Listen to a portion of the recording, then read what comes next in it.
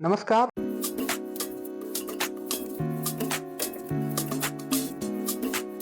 अभी हाल ही में भारत का पहला कैंसर मैप जारी हुआ। आप पूछ रहे होंगे कि कैंसर मैप क्या होता है। दरअसल भारत में कैंसर के मामले काफी तेजी से बढ़ते जा रहे हैं और इस चीज को लेकर भारत के स्वास्थ्य संस्थानों ने देश के अंदर 43 अलग अलग जगहों पे कैंसर रजिस्ट्री बनाया हुआ था और इन कैंसर रजिस्ट्री ने 2014 से 2019 के बीच में 5 सालों का कैंसर का डेटा इस देश को पहली बार देश के सामने रखा है। ऐसे में कैंसर को लेकर एक नई बहस की शुरुआत हो गई है और इस वीडियो के माध्यम से हम इस बहस को और आगे बढ़ाएंगे।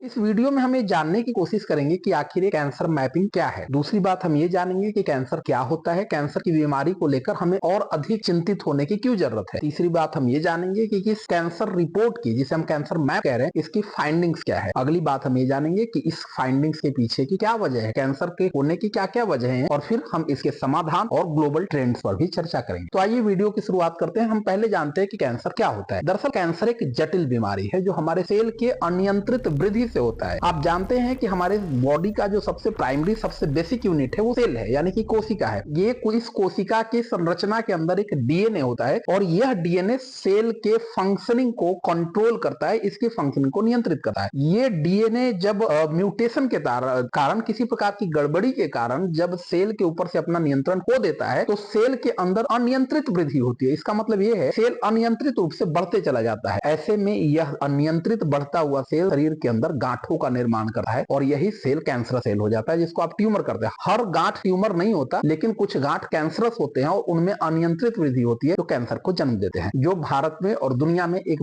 बड़ी महामारी का रूप ले चुका है। अब देश के अंदर 2014 से 2019 तक अलग अलग डाटा रजिस्ट्री बनाकर कैंसर के डेटे को इकट्ठा किया गया। अभी कुछ दिन पहले इसकी रिपोर्ट प्रकाशित हुई है। इसके अंदर 2014 से 2019 का डेटा है। बीच में कोरोना आने के कारण ये डेटा नहीं शामिल किए गए। फिर 2024 के आगे का डेटा है। इन आंकड़ों का हम विश्लेषण करते हैं तो 3-4 बड़ी बातें हमारे सामने आती है। पहली बात तो ये कि देश में कैंसर के मामलों की वृद्धि काफी तेजी से हो रही है, बहुत ही तेजी से हो रही है। दूसरी बात यह कि कैंसर से जुड़े मौत की संख्या भी बढ़ती जा रही है। तीसरी बात यह कि हमें लगता था कि कैंसर महानगरों में होता है, लेकिन नॉर्थ ईस्ट रीजन, देश का उत्तर पूर्वी रीजन कैंसर का एक हॉट स्पॉट बन के सामने आया है। मेजर कैंसर के केसेस देश के उत्तर पूर्व रीजन से आ रहे हैं। चौथी और बड़ी आश्चर्यजनक बात है कि पुरुषों की तुलना में महिलाओं में कैंसर के मामले ज्यादा आ रहे हैं। लगभग 51% मामले महिलाओं में पाए जा रहे हैं, जबकि पुरुषों में कैंसर के केस के मामले 48% आए। और इससे भी विचित्र बात इस कैंसर मैप से ये निकल के सामने आया है कि जब हम मृत्यु दर की बात करते हैं तो मृत्यु दर पुरुषों में ज्यादा है जबकि महिलाओं में कम है। इसके अपनी वजह है जिस पे भी हम बात करेंगे। एक और जो मेजर बात इस रिपोर्ट से निकल के आई वो ये कि पहले लंग कैंसर ज्यादा हुआ करते थे, लेकिन इधर कुछ सालों से देखा जा रहा है कि ओरल कैंसर ने लंग कैंसर को ओवरलैप कर दिया। ऐसे में ये जो 43 रजिस्ट्री से डेटा आए हैं, जो कि 23 राज्य और केंद्र शासित प्रदेशों से हैं। हालांकि ये सैंपल साइज बहुत बड़ा नहीं है, लेकिन फिर भी हम कैंसर के बारे में बात करने के लिए काफी है, क्योंकि यह कुल आबादी का 18% आबादी को इस डेटा के अंदर कवर किया गया है। महिलाओं में होने वाले कैंसर में सर्वाधिक संख्या ब्रेस्ट और सर्वाइकल कैंसर की पाई गई है, जो महिलाओं में होने वाले कुल कैंसर का 40% है। आप जानते हैं कि ब्रेस्ट और सर्वाइवल कैंसर का डिटेक्शन अर्ली स्टेज में संभव हो जाता है और इनका उपचार की विधि भी विकसित हो चुकी है। इसलिए महिलाओं में होने वाला मृत्यु दर पुरुषों की तुलना में कम है, क्योंकि ब्रेस्ट और सर्वाइकल कैंसर की पहचान अर्ली स्टेज में हो जाती है और कैंसर के ट्रीटमेंट का सबसे पहला और सबसे प्रमुख वजह यही है कि उसकी पहचान अर्ली स्टेज में होनी चाहिए। इसलिए महिलाओं में होने वाला मृत्यु दर पुरुषों की तुलना में कम है। पुरुषों में जो सर्वाधिक कैंसर पाया जाता है इस रिपोर्ट के अनुसार वो ओरल कैंसर है, यानी कि मुख का कैंसर है, लंग कैंसर है, लीवर कैंसर है, स्टोमक का कैंसर है और घेघा, जो गले के पास जो फूड पाइपलाइन होती है, उसका कैंसर है। तो पुरुषों में ये कैंसर ज्यादा होते हैं और इनके इलाज की प्रक्रिया जटिल है और इसके इलाज में सफलता का दर कम है। यही कारण है कि पुरुषों में स्त्रियों की तुलना में मृत्यु दर अधिक है। विचित्र तथ्य यह है कि ओरल कैंसर ने लीवर कैंसर को पीछे छोड़ दिया और जबकि ओरल कैंसर का संबंध तंबाकू पदार्थों के साथ है। और एक तथ्य यह भी है कि देश में तंबाकू पदार्थों का कंजप्शन 2009 में 35% होता था, जो 2016 में घट के 29% हो गया। तो फिर समझने वाली बात यह है कि अगर तंबाकू पदार्थों का कंजप्शन घट रहा है और ओरल कैंसर की संख्या बढ़ रही है, तो इसमें विशेषज्ञों का यह मानना है कि जब आप पहली बार तंबाकू प्रोडक्ट या अल्कोहल प्रोडक्ट के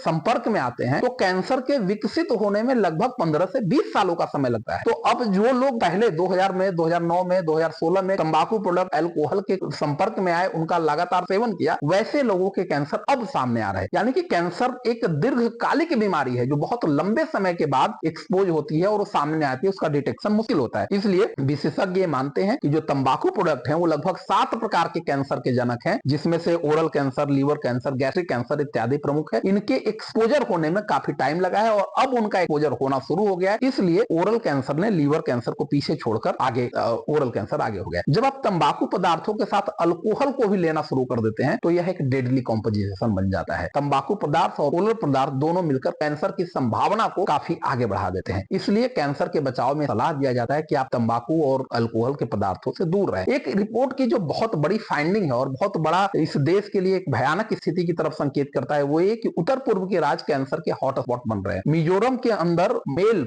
यानी कि पुरुषों के प्रति 1 लाख आबादी पे लगभग 200 आबादी कैंसर से पीड़ित बताई जा रही है। उसी तरीके से महिलाओं की लगभग 1 लाख आबादी पे 173 आबादी कैंसर से पीड़ित बन जा रही है। हम ये समझने का प्रयास करते हैं कि आखिर उत्तर पूर्व कैंसर के हॉटस्पॉट क्यों बन रहे हैं। कुछ कारण है जो विशेषज्ञ देते हैं। पहला तो उत्तर पूर्व का लाइफ स्टाइल, जो उनका जीवन शैली है वो कैंसर को आमंत्रित कर रहा है। उनका जो इन्वायरमेंटल एक्सपोजर है वो कैंसर के लिए फेवरेबल है। उत्तर पूर्व में इन्फेक्शन का रिस्क भी देश के अन्य राज्यों की तुलना में ज्यादा है और उनका जो उपभोग पैटर्न है जिसमें तंबाकू और पान सुपारी का कंजप्शन ज्यादा होता है, ये भी कैंसर के लिए एक फेवरेबल स्थिति है। उत्तर पूर्व के साथ एक और जो बुरी चीज है वो ये कि वो फर्मेंटेड फैट का इस्तेमाल करते हैं, यानी सुअर से प्राप्त जो वसा का फर्मेंटेशन किया जाता है और उसका अपने खाद्य पदार्थों में इस्तेमाल करते हैं। यह उनकी कैंसर के लिए काफी जिम्मेदार हो जा रहा है। इसके साथ साथ उनका जो काफी वेरी स्पाइसी फूड या इसके साथ सोडा का अधिक प्रयोग, खाद्य पदार्थों का इस्तेमाल किया जाने वाला प्रिजर्वेटिव जिसमें नाइट्रोजन कंपाउंड का एक्सपोजर ज्यादा होता है, ये नाइट्रोजन कंपाउंड कैंसर को आमंत्रित करते हैं। घरों को गर्म रखने के लिए जो वो हीटर का प्रयोग करते हैं, जो आप टेम्परेचर बढ़ाने के लिए हीटर का प्रयोग करते हैं, उसके कारण जो इंडोर पॉल्यूशन होता है वो उत्तर पूर्व के लिए खतरनाक है। तो इस कैंसर रिपोर्ट से उत्तर पूर्व के लिए काफी अलार्मिंग सिग्नल्स आ रहे हैं। भारत के महानगरों में जो सबसे ज्यादा होने वाला कैंसर है वो लंग कैंसर है और इसका सीधा सा मतलब है कि इसका रिश्ता पॉल्यूशन से है, हवा की गुणवत्ता के खराब होने से। दिल्ली, चेन्नई, बेंगलोर जैसे शहरों में लंग कैंसर की संख्या बढ़ रही है और इसका सीधा रिश्ता पॉल्यूशन के साथ जुड़ता है। ऐसे में हमें यह समझना जरूरी है कि आखिर कैंसर होने के क्या कारण है। कोई भी इंसान कैंसर से कैसे ग्रसित होता है, कैंसर से कैसे प्रभावित होता है। सबसे पहला कारण है आनुवांशिक कारण, यानी कि hereditary reason. Breast cancer, ovarian cancer होने के पीछे हेरिडेटरी रीजन महत्वपूर्ण है। तंबाकू पदार्थ और स्मोकिंग फेफड़ा, मुंह और गले के कैंसर के लिए जिम्मेदार है, इसलिए जितनी संभव हो सके लोगों को तंबाकू पदार्थ और स्मोकिंग से दूर रहने के लिए। डाइटरी बिहेवियर, हम जंक फूड लेते हैं, प्रोसेस्ड फूड लेते हैं, फर्मेंटेड फूड लेते हैं, इसमें नाइट्रोजन कंपाउंड का एक्सपोजर बढ़ जाता है और ये जंक फूड हमारे लिए कैंसर सेल उत्पन्न करते हैं, अनियंत्रित सेल उत्पन्न कर देते हैं। रेडिएशन जैसे कि एक्सरे, अल्ट्रावायलेट रेडिएशन, इन सबसे स्किन कैंसर का खतरा होता है। हमें कोशिश करनी चाहिए कि इन रेडिएशन से दूर रहें। जो भी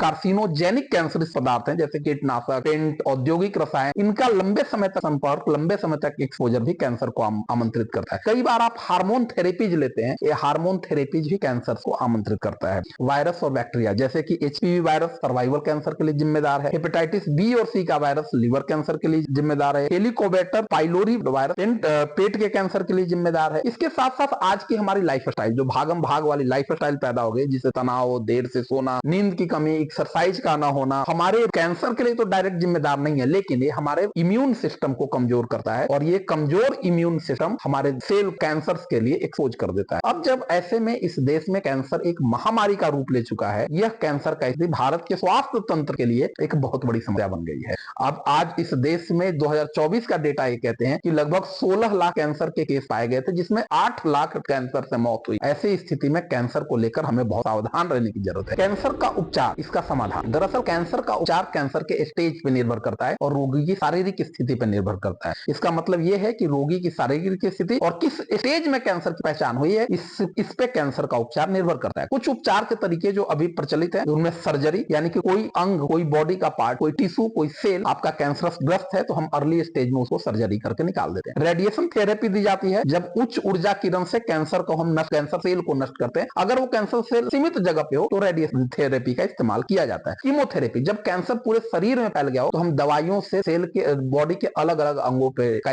उपचार करते हैं, लेकिन इसका एक साइड इफेक्ट है कि इससे बॉडी के अन्य सेल, अन्य टिश्यू और अन्य ऑर्गन भी प्रभावित हो सकते हैं। इम्यूनोथेरेपी है, यानी कि रोग प्रतिरोधक क्षमता का विकास किया जाता है। शरीर के अंदर कैंसर सेल से लड़ने के लिए रोग प्रतिरोधक क्षमता का विस्तार किया जाता है। हार्मोन थेरेपी, कुछ मैंने आपसे कहा कि कुछ कैंसर हार्मोन के कारण होते हैं, जैसे ब्रेस्ट और प्रोस्टेट कैंसर। इन कैंसर को नियंत्रित करने के लिए हार्मोन थेरेपी का इस्तेमाल किया जाता है। टारगेटेड सेल थेरेपी का भी इस्तेमाल किया जाता है, जहां हम टारगेटेड रूप से सेल को टारगेट करते हैं। और लाइफ स्टाइल में चेंज तो बहुत ही जरूरत है कि हम पौष्टिक आहार ले, नियमित चेकअप करें, प्रोसेस्ड फूड से दूरी बनाएं, हेल्दी डाइट ले, एक्सरसाइज करें। कैंसर का एक ही समाधान है, अर्ली स्टेज डिटेंशन और प्रिवेंशन। आप बचे, और अगर आप ग्रसित हुए तो अर्ली स्टेज डिटेक्शन के लिए हम लोगों को नियमित चेकअप कराना जरूरी है। ऐसे में सरकार की जिम्मेदारी बढ़ जाती है। सारे राज्य सरकारें और केंद्र सरकार कैंसर को लेकर बहुत ही जल्दी और तेजी से एक्शन में आने की जरूरत है। हमें प्राइमरी लेवल पे कैंसर स्क्रीनिंग प्रोग्राम चलाने चाहिए, गांव में, शहरों में, प्राइमरी लेवल पे। और फिर हमें टर्शियरी लेवल पे कैंसर कैंप लगा के उपचार का प्रयास करना चाहिए।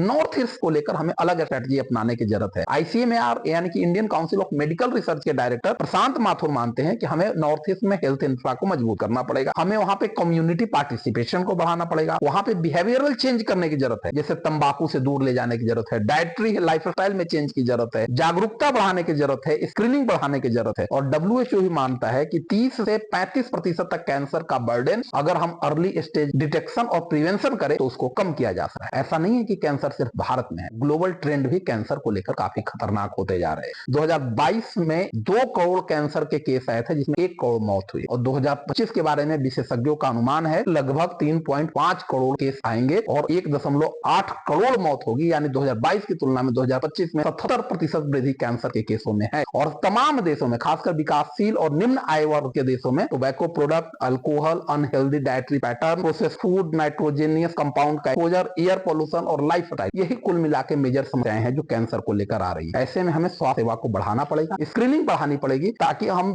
बहुत जल्दी कैंसर का पहचान कर सके और कैंसर का इलाज कर सके। अभी जो कैंसर मैप का डेटा हमारे पास आया है वो 28% आबादी का है। हमें इसको बढ़ाकर 50% से ऊपर करना पड़ेगा। आईसीएमआर बहुत फास्ट इसकी स्क्रीनिंग करे और इसके ऊपर काम करे। ग्लोबल कैंसर ऑब्जर्वेशन के अनुसार भारत अब तीसरा विश्व का सर्वाधिक कैंसर के बोझ वाला देश बना गया है। ऐसे में अपने देश में कैंसर के डिटेक्शन और मृत्यु के बीच का दर जो है वो 62% तक पहुंच गया। यानी कि 100 आदमी जिनको कैंसर का डिटेक्शन होता है उनमें 62 व्यक्तियों को मौत मिल जाती है। ऐसे में जरूरी है कि हम कैंसर को लेकर सजग हों और सतर्क हों। एक बहुत ही अलार्मिंग और बहुत ही खतरनाक इतनी बात जो मैं आपसे कहना चाह रहा हूं वो ये कि जैसे टीबी के केसेस होते हैं, अगर किसी भी हेल्थ केयर सेंटर पे टीबी का केस डिटेक्ट होता है तो उसको गवर्नमेंट को रिपोर्ट करना पड़ता है, जबकि कैंसर के बारे में वॉलंटियरी है। महाराष्ट्र, बिहार और उत्तर प्रदेश जैसे बड़े राज्य आबादी की दृष्टि से वो कैंसर को तो रिपोर्ट ही नहीं करते हैं सरकार को। यानी कैंसर के मामले में एक बहुत बड़ा डेटा आना बाकी रह गया है। ऐसे में फिलहाल जब देश में कैंसर को लेकर जागरूकता का अभाव है और कैंसर एक महामारी का रूप ले चुका है, व्यक्तिगत स्तर पर कैंसर को लेकर सतर्कता बहुत ही अनिवार्य है। आपका स्वास्थ्य आपके लिए और आपके परिवार के लिए बहुत महत्वपूर्ण है। अपना ख्याल रखें। धन्यवाद।